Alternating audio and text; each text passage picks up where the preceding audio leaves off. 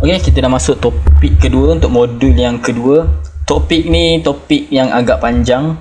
Okey, bina skrip jualan ni topik yang agak panjang. Topik yang pertama tadi, tuan-tuan dah belajar macam mana tuan-tuan nak bina skrip jualan, dan saya harap semasa tuan-tuan tengah tengok video ni, tuan-tuan ada flow jualan yang saya kongsikan pada topik pertama tadi ada di hadapan tuan-tuan lah.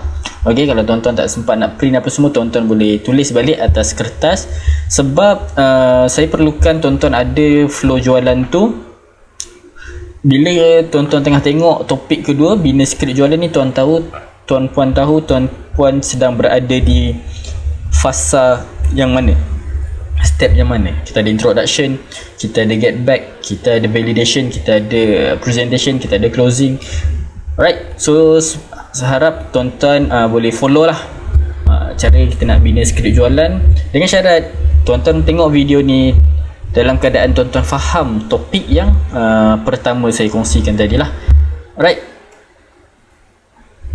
ok, pertama sekali adalah kita di fasa greeting ataupun kita di fasa introduction.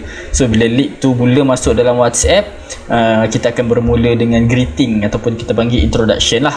Kebanyakan kenapa greeting ni, skrip greeting ni penting adalah ramai sales team ataupun mereka yang close sale di WhatsApp dapat blue tick pada awal perbualan. Alright, mereka dapat blue tick pada awal perbualan adalah disebabkan mereka menyambut prospek, menyambut leads tu dalam keadaan yang tak betul lah. Alright, so apa skrip jualan yang saya cadangkan pada fasa greeting ni? Okey, sebenarnya greeting ni simple, tak perlu tanya soalan yang tak related. Contoh soalan tak related apa dia? Contoh soalan tak related adalah dia duduk kat mana, okay, kita nak berkenalan dengan dia. Itu adalah soalan-soalan yang bagi saya tak relevan untuk digunakan sekarang lah. Sebab apa saya cakap tak relevan? Ok, tuan-tuan kena tahu behavior orang sekarang ni dah berbeza. Dulu mungkin pada tahun 2015, 2007, masa awal-awal saya start buat closing menggunakan WhatsApp dulu, memang kita bermula dengan fasa perkenalan. Alright, kita tanya dia duduk mana, apa semua kan. Okay, sekarang ni dah berbeza. Sebab apa saya cakap berbeza? Sebab orang tu masuk daripada iklan yang menjual. Jadi bila orang masuk daripada iklan yang menjual, mindset dia satu, dia hanya nak membeli. Okey, bila dia nak membeli, kita kena skip part introduction. Bukanlah saya kata tak boleh, tapi ikut kepada penerimaan. Dan kebanyakan orang masuk dalam WhatsApp, mindsetnya adalah hanya untuk tahu tentang produk dan nak buat pembelian.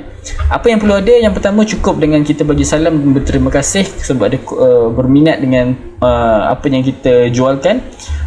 Cukup kita perkenalkan diri pendek je supaya dia boleh tahu dia nak panggil kita apa. Next, kita terus masuk dalam fasa validation. Okay, greeting dan validation ni letak dalam satu skrip. Okay, contohnya adalah, ini adalah contoh format yang saya gunakan untuk greeting. Okey, salam puan, terima kasih kerana hubungi kami. Saya Siti daripada Aroma Beauty. Puan cari cleanser untuk masalah jerat gaya? Cukup.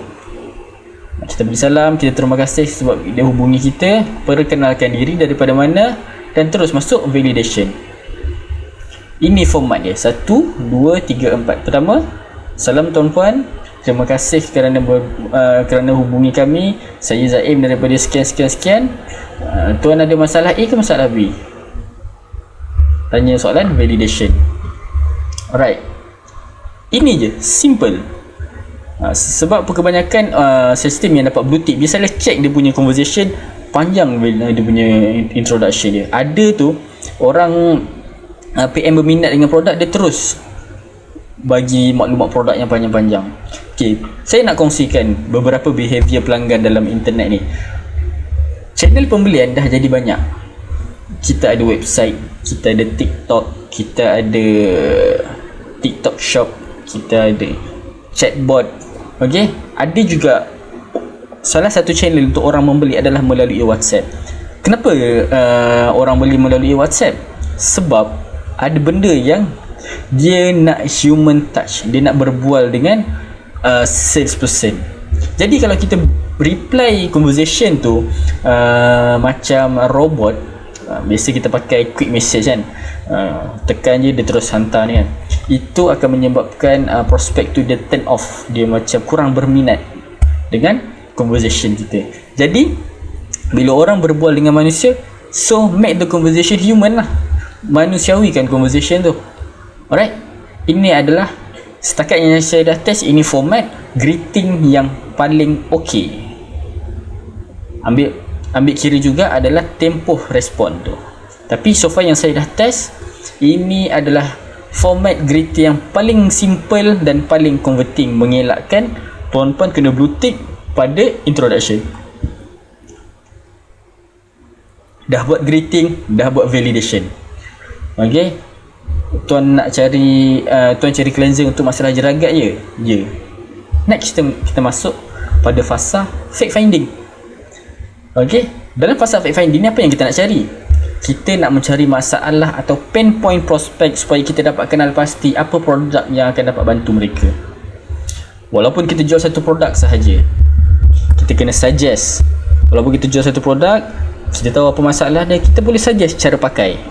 Cara pakai yang macam mana boleh bantu dia menyelesaikan masalah dia.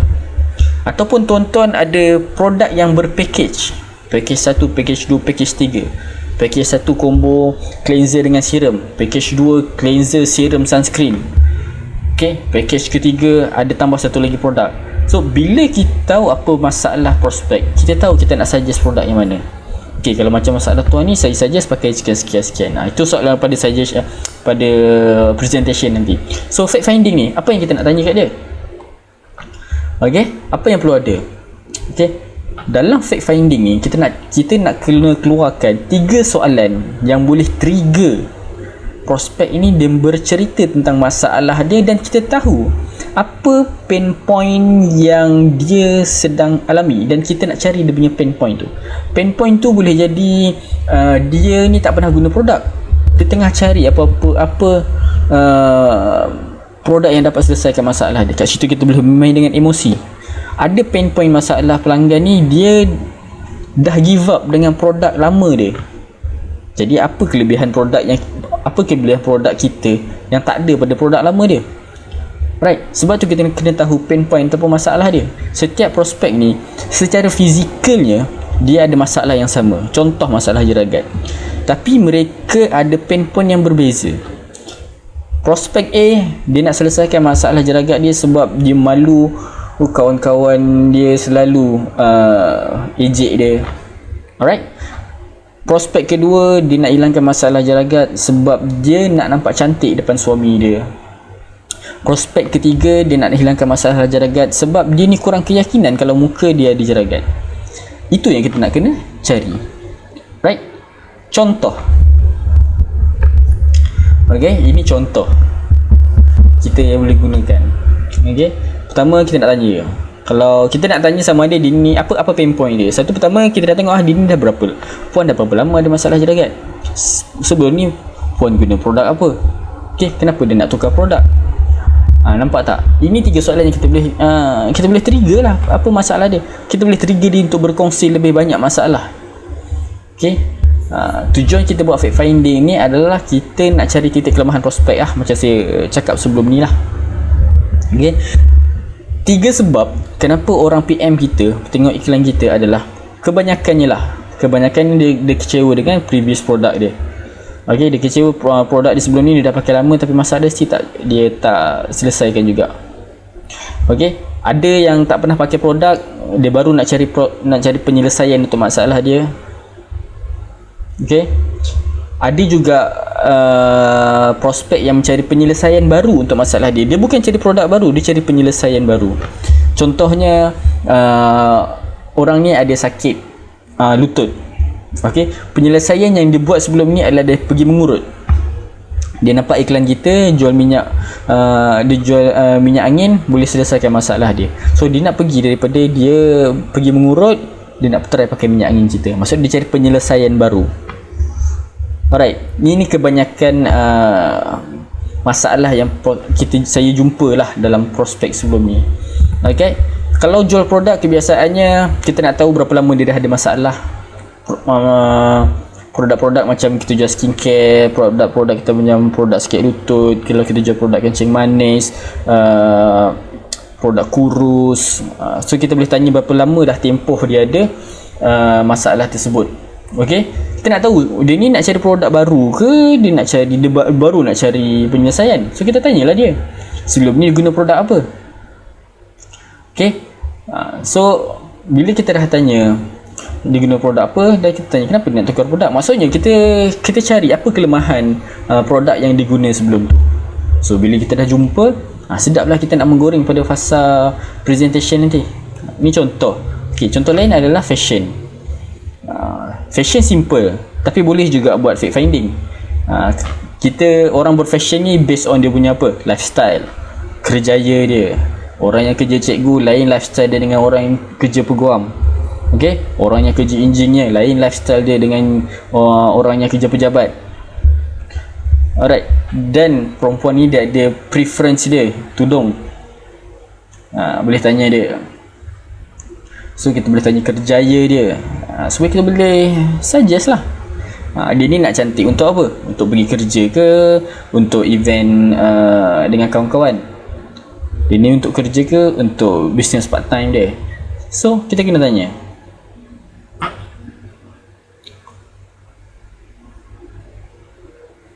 Alright, so selepas kita buat fact finding, kita dah jumpa dia punya pain. Bila kita dah jumpa dia punya pain, dia punya kesakitan dalam masalah dia tu, kita wajib amplify the pain. Maksud apa maksud amplify the pain tu? Amplify the pain tu maksudnya kita tekankan lagi masalah dia tu. Okey, kalau dia tak selesaikan masalah dia, apa perkara buruk yang akan terjadi kalau dia tak selesaikan masalah dia. Contoh, kalau dia tetap gunakan produk lama dia, mungkin masalah jeragat itu jadi lagi teruk sebab ada bahan dalam tu yang boleh menyebabkan kulit rosak. Amplify the pain, kita takutkan dia lagi. Okay, so bila dia dah takut masalah dia tak selesai, dia akan rasa keperluan dia untuk dapatkan produk yang kita jual tu makin tinggi. Wajib lepas kita tahu, lepas kita buat fact finding, kita jumpa masalah yang kita nak selesaikan tu, kita tekankan lagi masalah tu, kita amplify the pain, kita kuatkan lagi kesakitan yang dia tengah alami itulah. Amplify the pain.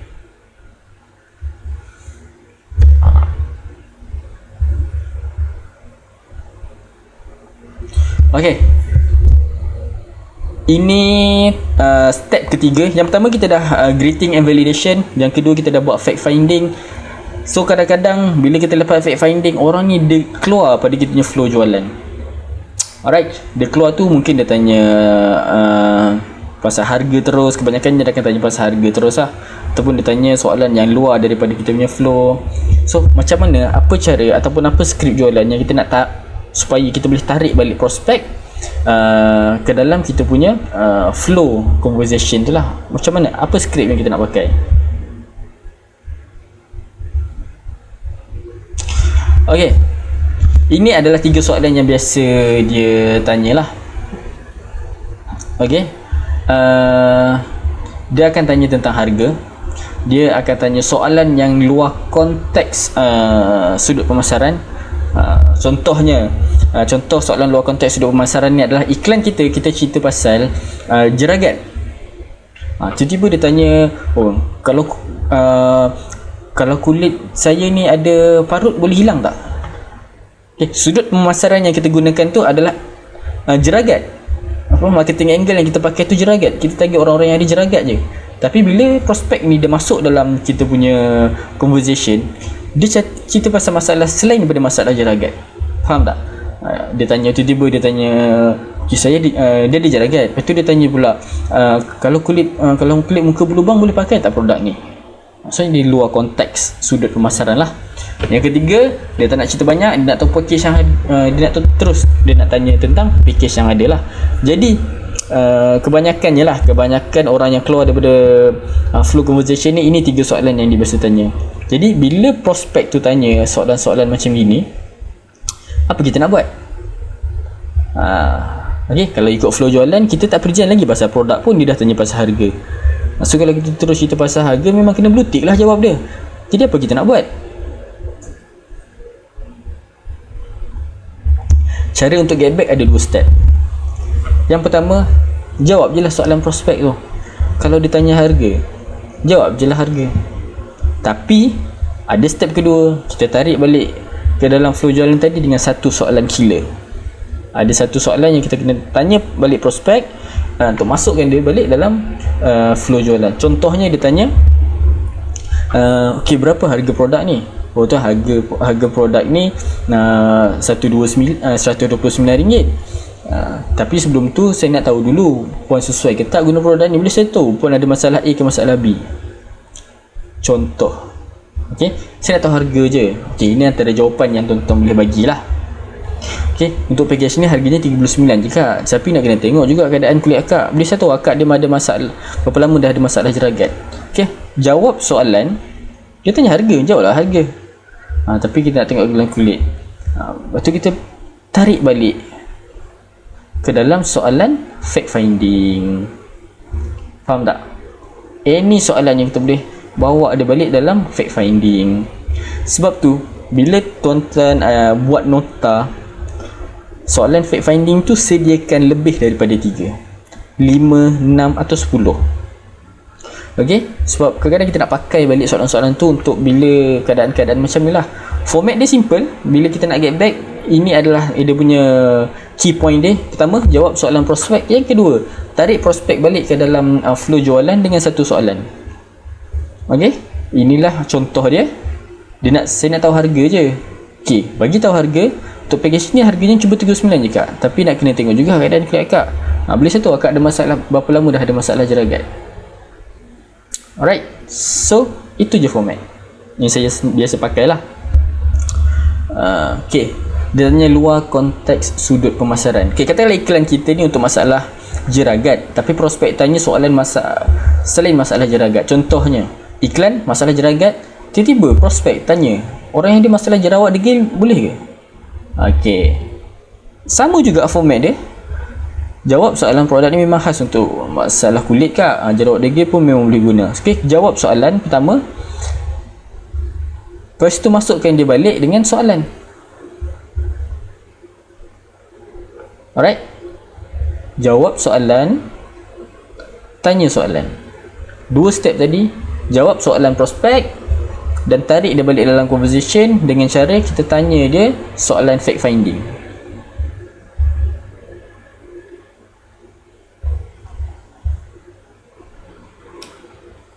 Alright, seterusnya adalah kalau dia tiba terus tanya package. Contoh kan, kita punya apa yang kita nak jual ni ada 3 package. Okay, sama je. Yang pertama kita jawab soalan. Okay, jangan bagi, kebiasaannya orang yang akan bagi gambar kan, package 1, package 2, package 3. Saya tak suggest untuk bagi ketiga-tiga package. Kita jawab je, ada 3 package mengikut tahap masalah dia. Okay, dan kita tanya balik soalan untuk dia masuk balik dalam conversation kita. Okay, format dia sama. Saya ulang sekali lagi. Pertama kita jawab soalan, yang kedua kita bagi soalan dia balik untuk masuk ke dalam conversation. Okay, tadi kita dah bincangkan tentang kat sini lah 3 proses pertama tadi, iaitu greeting dan validation, fact finding dengan kat sini. Jadi zone ni sebenarnya kalau tuan-tuan nak tahu adalah zone yang biasa kita kena blue tick. Biasa tak kena bila kita introduction terus kena blue tick. Faham tak? Bila kita nak tanya-tanya soalan terus kena blue tick. Jadi sebab tu kena check balik kita punya introduction. Kena check balik soalan-soalan yang kita tanya tu. Okey, adakah soalan-soalan tu relevan untuk kita tanya? Sebab kita kena test. Soalan-soalan fact finding tu kena test dia punya relevan ke tak. Alright, orang blue tick dekat soalan-soalan apa.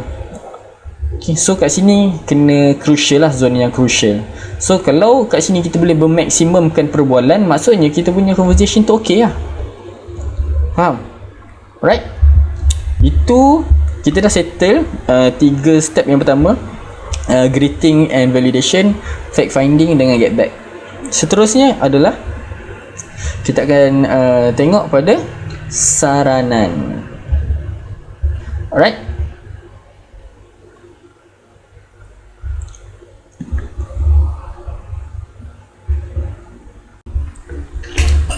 Okay, step seterusnya adalah kita buat saranan ataupun kita buat presentation.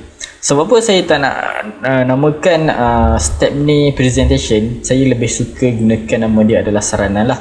Kita menyarankan kepada prospek produk yang kita nak jual.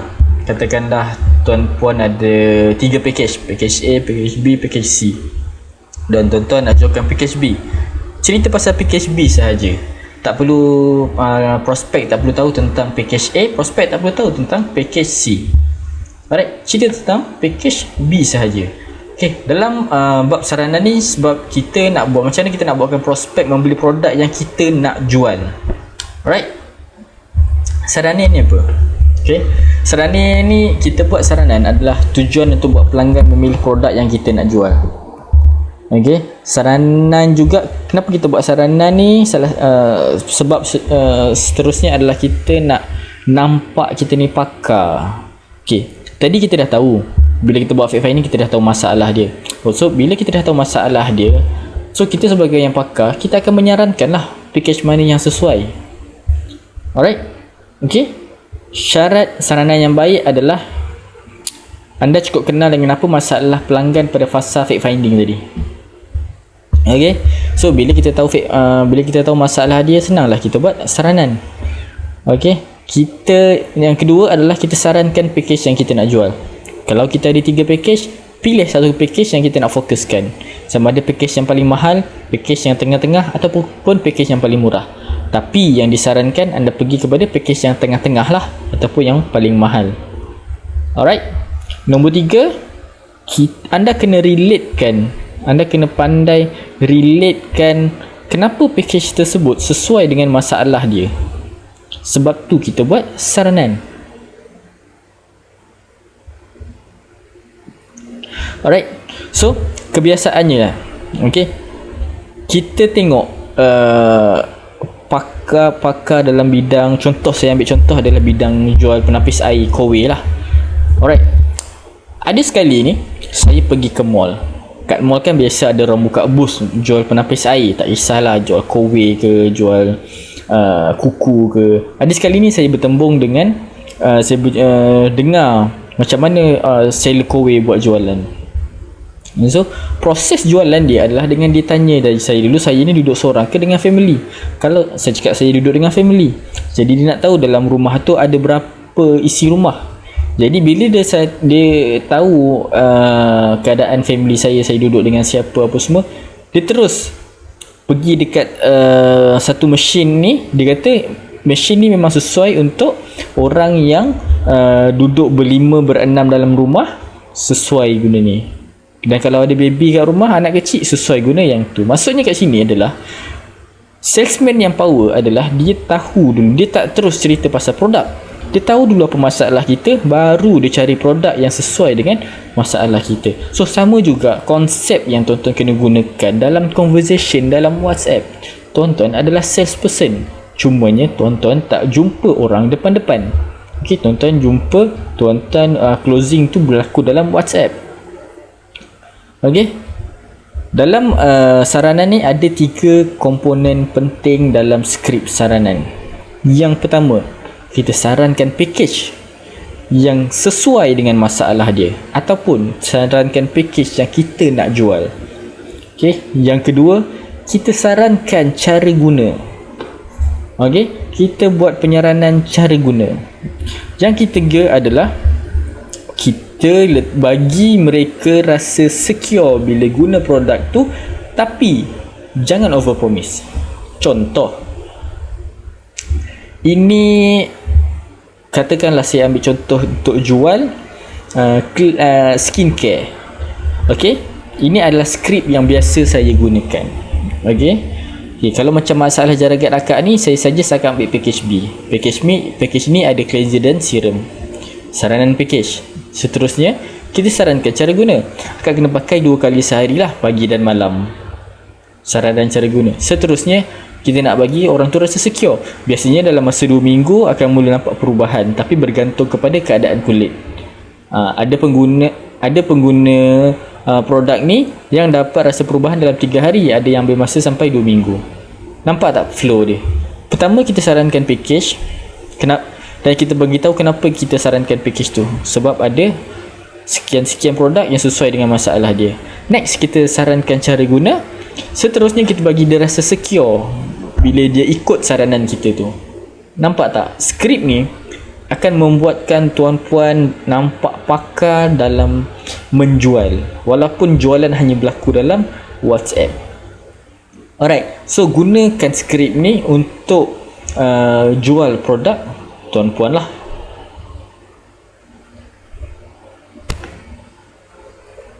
Okay, ini produk skincare. Katakanlah untuk produk tudung juga. Sama je konsep dia. Pertama, sarankan package. Kedua, sarankan cara guna. Ketiga, kita letak security, tapi jangan over promise. Kalau macam tu, saya suggest akak pilih design A dengan B lah kak, sesuai dengan bentuk muka akak dan memang elok buat pergi kerja. Okay, saranan cara guna kat ini pun ok. Akak tak payah nak kena gosok-gosok dah. Okay, ada seorang pelanggan saya tu, dia bagi tu kawan Novi, dia cakap dia cantik bila pakai design A tu. Nampak tak? Okay, sarankan package ataupun produk, sarankan cara guna, dan kita bagi dia rasa secure. Tapi jangan security ni jangan over promise. Contoh over promise kita ambil pada contoh produk skincare ni tadi adalah akak kena pakai 2 kali sehari, pagi dan malam. Lepas 3 hari confirm akak akan nampak perubahan. Nampak tak? Itu over promise. Nak mengelakkan nampak over promise, saya selalu bagi ayat daripada previous customer lah. Ada pelanggan yang pakai, dia dah nampak perubahan dalam 3 hari. Ada yang lepas 2 minggu baru nampak perubahan. Itu bergantung kepada keadaan kulit akak. Ataupun itu bergantung kepada tahap masalah yang puan-tuan alami lah. Faham tak? Okay, make sure dalam saranan ini adalah 3 komponen penting dalam saranan. So wajib ada. Jadi buat skrip saranan tu based on ni. Short and simple. Tapi ini adalah yang paling converting, yang paling bagi prospek tu rasa selamat. Perlu ke kita nak cerita pasal produk, detail-detail yang ada dalam produk tu? Kebanyakan pelanggan dia tak nak tahu pun. Okay, kadang-kadang kita cerita pasal serum, kita cerita dalam tu ada 5 ingredient, semua ingredient kita nak cerita. Orang tak nak tahu apa dalam produk. Orang cuma nak tahu sama ada produk yang kita jual tu boleh tak selesaikan masalah dia dengan cepat. Itu je dia nak tahu. Okay, so kita skip part cerita pasal produk, melainkan dia tanya, baru kita akan cerita tentang apa yang dia tanya. Kalau dia tanya ada apa bahan dalam ni, kita ceritalah ada apa bahan dalam ni. Kalau dia tak tanya, kita just promise macam mana cara produk ni boleh bantu dia selesaikan masalah. Okey, itu adalah macam mana kita nak menyarankan produk. Okey, seterusnya adalah yang terakhir adalah part closing. Okey, closing ni penting. Kadang-kadang orang dah minat, tapi cara closing kita tu membuatkan dia delay. Dia menangguh untuk membuat pembayaran. Okey, cara closing kita, ayat closing kita tu tak kena menyebabkan dia esoklah saya buat. Okey, minggu depan saya contact balik. Tunggu gaji lah. Faham? Okey, so closing ni apa objektif kita buat dekat topik closing ni? Kita nak tahu apa cara yang tepat untuk buatkan pelanggan beri keputusan membeli tanpa berfikir panjang. Okey, semasa closing anda mestilah menggunakan yes or yes question. Okey, ini bermaksud anda mestilah menganggap prospek anda telah bersedia membeli produk anda. Apa itu yes yes question? Yes yes question adalah soalan yang jawapannya adalah ya. Okey, soalan ini bertujuan untuk mengawal minda separa sedar prospek untuk mengelakkan prospek memberi rejection semasa closing. Okey, yes yes question ni adalah contoh yes yes question. Puan nak saya hantar ke office ke nak hantar ke pejabat? Puan nak teruskan dengan package B ke package C? Akak nak warna kuning ke akak nak warna biru? Itu adalah contoh yes yes question lah. Okey, contoh yes yes question. Puan nak buat pembayaran online ke nak COD? Akak nak saya postkan ke rumah ke pejabat? Akak nak cuba package A ke atau akak nak terus ambil package B? Ini adalah contoh yes yes question. Kita dapat saranan kan tadi kan? Okey, tu masalah akak ni saya sarankan akak ambil package B lah, sebab dalam package B ni ada cleanser sekali dengan serum. Akak pakai 2 kali sehari, pagi dengan malam. InsyaAllah lepas minggu 2 akak akan mula nampak perubahan macam pelanggan-pelanggan kami sebelum ni lah. Okey kak. So akak nak buat pembayaran secara online ke akak nak COD? Terus masuk ayat closing. Itu ayat closing. Akak nak saya postkan ke rumah ke pejabat? Akak okeykan dengan package ni ataupun akan ambil package yang C? Itu adalah yes question, ayat awal-awal yang kita nak gunakan semasa closing. Okey, jangan gunakan open ended yes question. Yes question ni dia ada open ended dengan close ended. Faham tak? Jadi bila kita buat closing, sentiasa menggunakan close ended question. Contoh open ended, kita nak tanya pasal pembayaran. Puan nak buat pembayaran macam mana? Dia ada banyak kemungkinan jawapan yang dia boleh bagi. Kita bantu dia untuk buat pilihan. Puan nak buat pembayaran online ke COD? Okey, ingat ya, closing sentiasa menggunakan close ended question. Puan nak saya postkan ke mana ya? Jangan tanya macam tu. Tanya, puan nak saya postkan ke pejabat ke rumah? Oh, saya nak post ke rumah lah. Boleh saya dapatkan alamat rumah? Nampak tak? Okay. Puan nak package yang mana? Jangan tanya open ended. Tanya, puan nak cuba package A atau puan nak ambil package B terus? Okay. Dalam closing sentiasa guna close ended yes or yes question. Jangan guna open ended. Jangan, sebab apa kita tak boleh guna open ended adalah kita tak nak bagi ruang untuk prospek berfikir panjang. Kita tak nak bagi ruang untuk prospek makan masa panjang untuk buat keputusan. Sebab tu kita pilih untuk guna close ended question. Okay. Kenapa kita guna yes or yes question? Pertama, kita nak kurangkan pilihan yang ada pada prospek lah. Alright, so kalau kita bagi open ended yes or yes question, contoh lah, puan nak saya buat penghantaran ke mana? Dia ni tanya nak hantar dekat daerah mana ke, ada alamat aku. Faham tak? Dua, kita nak hadkan masa prospek untuk membuat pilihan. Kita tak nak bagi dia masa, sebab tu kita bagi pilihan jawapan supaya dia dua pilih tu je. Nak A ke nak B? Hantar ke rumah ke hantar ke office? Nak buat payment online ke nak COD terus? Kita nak hadkan masa. Kita tak nak dia berfikir. Kurangkan dalam closing. Okay, dalam closing bukan selling. Dalam closing sentiasa set dalam minda untuk kita kurangkan masa prospek berfikir untuk membuat keputusan. Okay, sebab tu nombor 3 poinnya adalah bantu prospek untuk buat keputusan yang lebih cepat. Lagi cepat dia boleh buat keputusan, lagi senang untuk kita closing. Okay. Okay, flow closing. Okay, ini yang kita nak buat seterusnya lah. Okay, seterusnya macam mana kita nak decide macam mana cara closing yang akan membuatkan prospek dia tak delay, dia tak berlengah. Yang kedua, yang ni biasa orang tak pentingkan, orang tak particular bab ni. Kita nak minta dia buat payment dulu ke kita nak minta dia punya alamat penghantaran dulu? Mana satu? Okay, apa ayat closing kalau prospek nak minta tunda? So ini kita akan tengok lah.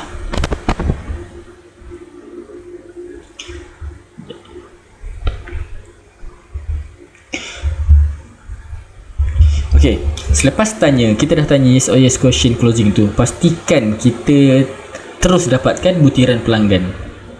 Okay, dan macam mana kita nak minimumkan effort prospek untuk bagi detail adalah jangan minta detail yang, kalau detail tu kita dah ada, tak perlu minta diisi lagi. Contoh, nombor telefon kita boleh dapat tak daripada WhatsApp dia? Boleh. Tak perlu minta nama dengan alamat je. Okay, mestilah seringkas mungkin. Tapi seringkas mungkin tu 4 benda ni kena ada lah, sebab kita nak buat penghantaran kan. Tapi kalau kita boleh minimumkan, ni contohnya kalau kita dah tahu nama dia, contoh nama dia ada kat WhatsApp kan.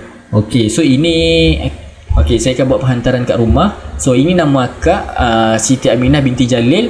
Ini nombor telefon akak kan. So boleh akak bagi alamat akak? Faham tak? So kita dah ada nama dia, kita dah ada nombor telefon, just minta alamat dia je. Maksudnya dia tak perlu buat banyak kerja untuk bagi detail. Kita mudahkan kerja prospek supaya dia boleh cepat bagi detail dia.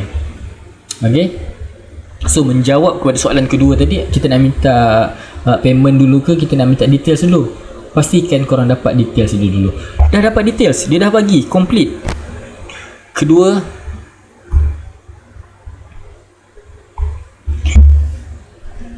pastikan kita buat confirmation ini wajib. Contoh, kita dah ada nama, kita dah ada alamat, kita dah ada nombor telefon dia, tulis balik. Okey, tulis balik detail dia, kita confirmation. Okey, baik. Ini saya ringkaskan order puan. Puan order cleanser package A dengan maklumat penghantaran adalah seperti berikut. Betul ya puan? Alright. So kita nak dia jawab ya. Selepas dia dijawab ya, barulah terus dengan detail pembayaran. Alright, so ini skrip detail pembayaran yang saya buat. Untuk membuat pembayaran, puan boleh buat pembayaran RM90 ke akaun ni ya. Bagi detail payment. Detail payment, make sure jangan bagi gambar. Gambar kalau boleh bagi QR code sahaja. Nombor akaun pastikan anda tulis. Jangan bagi nombor akaun yang ada pada poster. Sebab apa? Macam saya cakap tadi, kita nak meminimumkan kerja prospek untuk membeli barang. Okey, sebab apa saya suka typing adalah sebab senang tak? Copy and paste. So mudahkan prospek. Senang cerita, point dia untuk closing adalah kurangkan masa prospek berfikir, kurangkan kerja prospek untuk bagi detail dan buat pembayaran. Okey. Seterusnya, dah complete, make sure tutup sesi jualan tu. Tutup sesi jualan dan bagi dia rasa, kita panggil rasa selamat, rasa macam dia tak tertunggu-tunggu bila barang dia sampai. Ini skrip yang saya biasa gunakan lah. Okey, baik, pembayaran puan kami dah terima. Penghantaran kami adalah pada waktu pagi setiap hari. Jadi barang puan kami akan postkan esok. So dia tak adalah tertunggu-tunggu, barang aku dah post ke hari ni. Okey, lepas tu kita bagi lagi satu affirmation. Kebiasaannya akan mengambil masa 3 ke 5 hari bekerja. Jika barang puan tak sampai lebih daripada 7 hari, puan boleh terus berhubung dengan saya. Ini fasa wajib yang ramai orang tak buat. Okey, prospek ni dia membeli barang. Pertama, dia nak tahu barang kita ni dah post ke belum. Sebab dia tak boleh nak buat tracking. Kalau dia beli dekat TikTok Shop ke, dia beli secara online, dia boleh, dia beli kat Shopee kan, dia boleh tahu barang dia dah di post ke belum, barang dia dah kat mana. So semasa tutup perbualan dengan prospek tu, pastikan step ni ada. Okey, supaya prospek tu dia tak rasa tertunggu-tunggu, dia boleh agak bila barang dia akan sampai. Okey, so itu adalah pada macam mana cara kita nak bina. Okey, itu adalah cara macam mana kita nak membina skrip jualan lah. Itu 5 skrip jualan yang akan bantu tuan-puan untuk tingkatkan closing rate. Apa yang saya kongsikan ni, skrip yang saya kongsikan ni adalah skrip yang memang dah proven. Kita dah test beberapa skrip jualan, kita dah test skrip jualan yang panjang, kita dah test skrip jualan yang pendek macam ni.